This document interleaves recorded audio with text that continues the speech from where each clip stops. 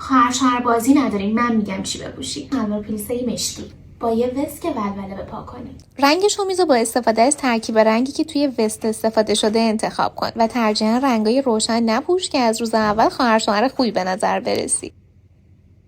البته که شخصیت واقعی اونا رو بعد از قسمکاری میشه تشخیص داد، ولی تو بیا. دیگه همه میدونید این استایلا خوراک خودمه. شومیز سفید بیسیک و جلیقه شلوار کلاسیک ترجیحاً هم رنگ باشن و با کتونی و مینی اسکارف استایلمو اسمارت کژوالش میکنم. ترکیب این کت و جلیقه با شلوار مشکی هم فوق العاده است.